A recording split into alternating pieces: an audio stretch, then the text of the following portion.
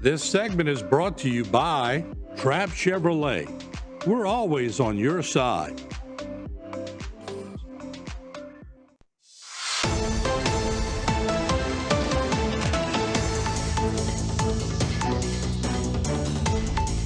Welcome to Bayou Time. I'm Jacob DeGate. It's now my pleasure to introduce United States Senator John Kennedy. Thank you very much for joining us, Senator. Thank you for having me, Jacob. All righty. Up front today, I guess the biggest topic is the one big, beautiful bill that's been passed by the House of Representatives. Can you tell us, a little bit about what you expect, any challenges it may have in the Senate? At the moment, Jacob, I expect the unexpected. The House has done its work, and I congratulate them. I congratulate Steve Scalise, the majority leader, and of course my friend Mike Johnson, the Speaker. There will be changes made to the bill in the Senate. I don't know what changes those will be yet.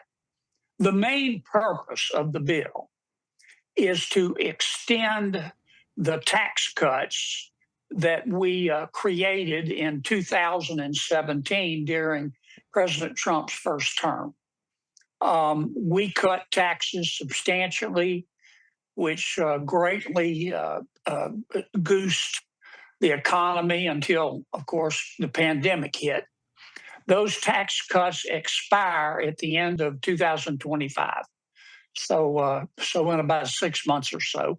And if we don't extend the tax cuts, that in effect means that people's taxes are going to go up to the tune of about $4.3 trillion.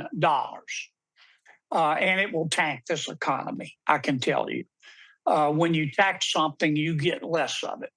And the tax increase would not be just on the wealthy, it would be on all of us. So that's goal number one in the bill. Goal number two is to provide some extra money for President Trump for border security and to stop illegal immigration. Goal number three in the bill is to provide some extra money for national defense. And goal number four, these are not in any particular order, goal number four is to reduce spending.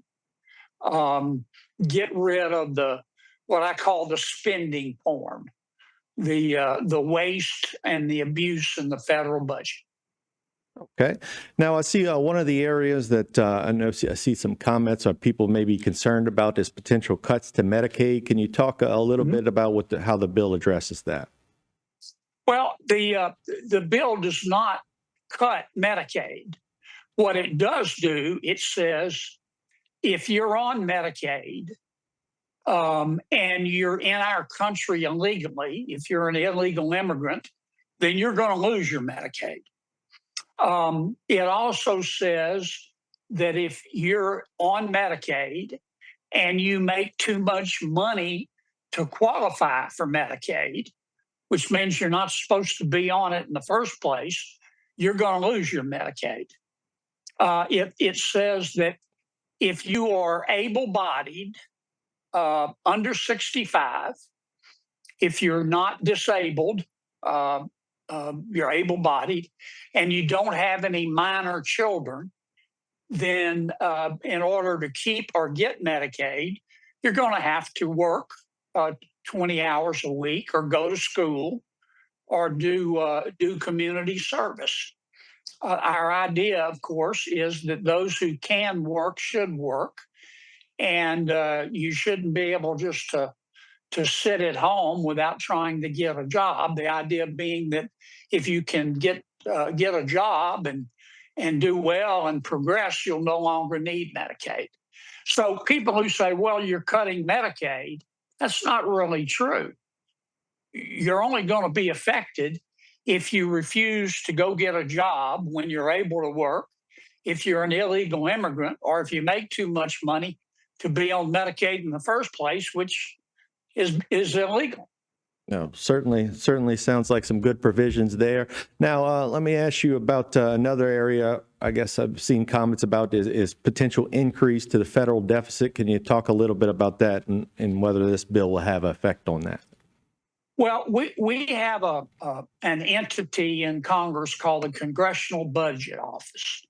It's a group of economists and accountants and experts. They're supposed to be nonpartisan. They give us advice about the economic impact of the bills that we consider and in some cases pass. Um, According to the CBO, over a 10-year period, this bill, if it passed, just like we received it from the House, will add to the deficit. We're going to try to remedy that in the Senate by reducing spending more. Now, the House did a pretty good job of cutting spending. I don't want to take anything away from them. They cut spending about $1.5 trillion over a 10-year period, which is a lot of money. But in the Senate, we think we can do better, and we're going to give it our best shot. Well, Not everybody agrees with me, Jacob, that we ought to cut more spending. Some of my Republican colleagues think we cut too much. I just disagree with them. I understand. All right, we do need to take a quick break, but we'll be back with some more questions for United States Senator John Kennedy. Stay tuned. This segment was brought to you by Trapp Chevrolet. We're always on your side.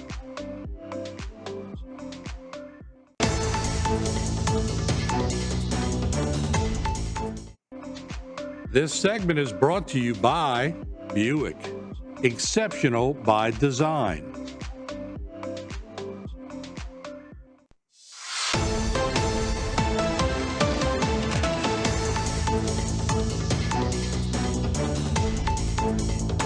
Welcome back to Bayou Time. I'm Jacob DeGate, and we're visiting with United States Senator John Kennedy. Senator, again, thank you for joining us.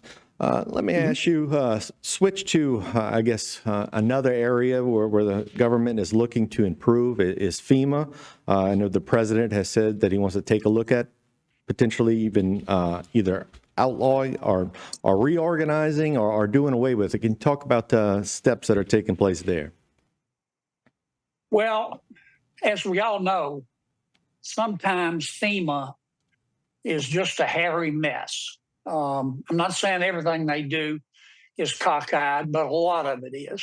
For example, FEMA's in charge of the federal flood insurance program, and I fight with them just about every day over that. I don't think FEMA gives us enough credit for our levies in calculating the premiums on our flood insurance. President Trump, when he became president the second time, said, "Look, I'm going to get rid of FEMA," and FEMA is under the Department of Homeland Security. Kristi Noem is the secretary, and the secretary started talking, I don't know, about 2 months ago about getting rid of FEMA, as the president had suggested. She's recently said, "We're probably not going to get rid of FEMA. I just want to improve FEMA," which I've got plenty of suggestions. The truth is that whether we call it FEMA or something else, we need some sort of entity at the federal level to guide the money that Congress appropriates to recover after a storm, usually a hurricane. That there has to be somebody at the federal level to coordinate the money and get it to the right state and in the right amount for the right purpose. Having said that, I think FEMA's got way too many rules and regulations and protocol and nonsense and foolishness. And I think where the secretary and the president want to go, and I agree with them, is to give the state and local government a lot more authority on how to spend the money without being handcuffed by FEMA or some other federal bureaucrat. But it's a work in progress. It won't be done in the next month or so. We're ready for hurricane season. FEMA still exists. I talked to the secretary the other day of Homeland Security, Secretary Nolan, this is it. And FEMA's ready for hurricane season, so we'll be okay. But I hope within a year we're going to have a new and improved FEMA. Sounds good. Now, another area, I guess, of talking about getting the money to state hands can be in hurricane improvement or hurricane protection, such as levees that are being built. I know y'all have done a great job of appropriating a bunch of money to the Corps to be able to build more gains into the Gulf. However, it has sat there for a while with not a lot of the money being put into actual construction dollars, and I guess new pushes to try to change that to where, get it in the hands of the locals to be able to build the stuff, since they have such good experience with it in the past. Is that something that you would be in favor of? Absolutely. Look, we know what we're doing in Louisiana. Particularly at the local level in terms of how to build levees and where we need the levees. Morganza to the Gulf, it was a tough fight. We finally got it off square one under President Trump. I remember in his first administration. I remember the day he called me, and he agreed to provide it with money. I think it was the first time the federal government ever put up any money. We've been putting up money in Louisiana at the local level for a long time, but it was the first time the federal government ever put up any money. And I'd been bugging the president about it, and he finally agreed. In fact, he overruled his Office of Management and Budget, who didn't want to do it. But we got it. It's not enough, but every year we add a little bit more to it. Now, we put a provision in the bill that the Senate's now considering, the reconciliation bill that the House just passed, to give us a little extra money from Go Mesa. As you know, Jacob, we have a lot of oil and gas wells offshore. The federal government gets royalties from the production. That production wouldn't be possible without Louisiana, our infrastructure, our people, our schools that support it. So a few years ago, we passed a bill that said Louisiana and the other states need to get a portion of the money that the federal government gets in royalties from the offshore production.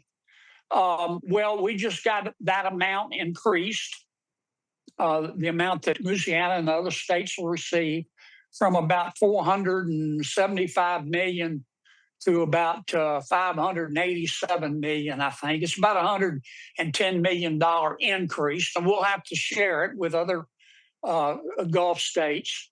But I'm hoping we can keep it in the bill in the Senate. I'm on it like a cat on a fat rat, man. I'm going to be watching this. There you go. I'm going to be watching this provision and making sure that nobody tries to take it out.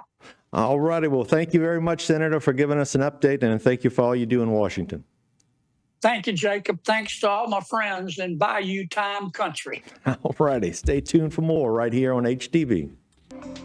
This segment was brought to you by Buick. Exceptional by design.